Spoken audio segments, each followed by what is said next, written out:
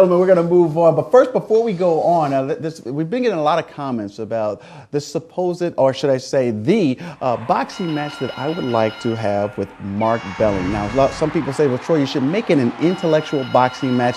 Actually, I think that's a bit mundane. It's tried, it's been done. We're trying something new and different. Currently, I want to give you the status of where we are. Right now, we're at $2,000 to any charity that Mark Belling wants to choose for a 3-round boxing match. We're making sure that Mark Belling knows about this particular effort that we're trying to do. It's a fight for diversity. Be a lot of good exercise for you, Mark. Please consider it. Gentlemen, let's now move on to the next subject matter. Coming out recently, former NBA star John Amaechi joined the ranks of the small executive club of openly gay professional male athletes.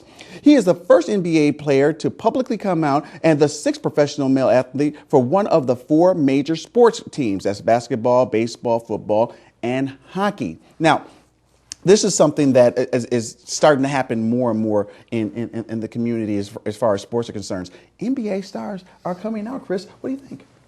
You know, I've got to take exception to that. No, they're not. They're not. One in three different sports. They're really not coming out of the closet. What are they doing? I mean, if they say they're gay, they're saying that's while they're on a team and while they're in their major sports, they're not going in. It's still very taboo. And unfortunately, that is part of the society where Timmy Hardaway, and I'm sure we'll talk about that later. Timmy Hardaway made comments. I hate gays. I will not have anybody in my locker room that is gay. Get rid of them, trade them. They know that perception is out there. Mm-hmm. They know that they will not do anything until they retire. Every single person that has come out of the closet that was a major athlete did it after they retired, multiple years after they retired. It may be taboo to say that you're gay in any context of major sports, but there's another one to say anything against gays. What do you think about that, Mike? Well, I think that is one of the things that people are roundly criticized for is if you have this position that you're opposed to homosexuality, the homosexual lifestyle, you're a pariah. I think that people can get engaged in an honest debate. The problem is that the debate gets blurred between religious lines, scientific lines, or just simple morality lines. I mean, I think if people are gay, they're welcome to their opinion, their lifestyle. It's where that opinion and lifestyle, they want to legislate that on to the rest of America in terms of new laws, new protections, new classes. I have a huge problem with that. I don't know many formerly gay, there's plenty of people out there that are formerly gay.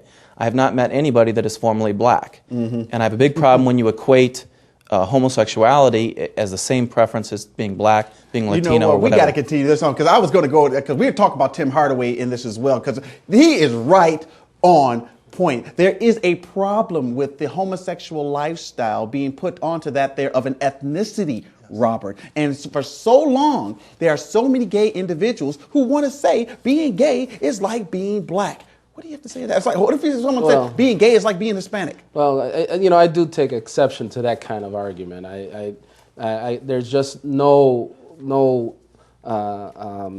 equality in regards to the kind of oppressions that black people face in the United States to what a white male gay would face in the United States. And so I would take exception to that. But then I don't see the issue of being homophobic as one that should be ignored. I agree. I would agree with you. There is legitimate concerns there.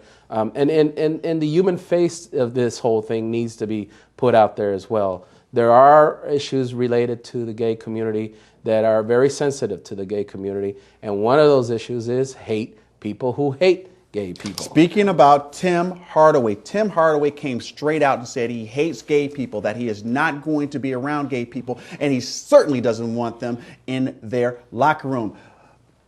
What do you think, Chris? I mean, this guy's nuts. I mean, he said it on the radio. He said it on the national radio. Is he nuts? He definitely was not thinking with his head, that was for sure, in regards to the comments he made.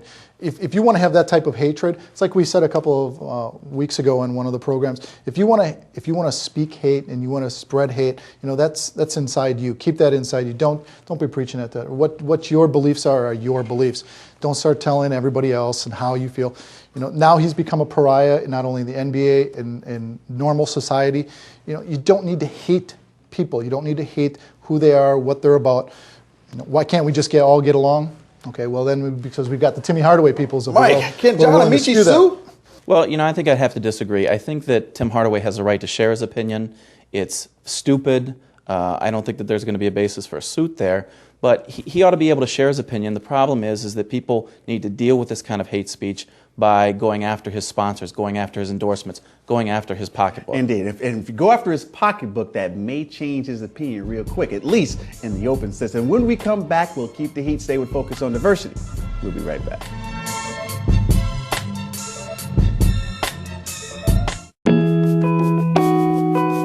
Founded in 1905, Badger Meter recently celebrated over 100 years in business.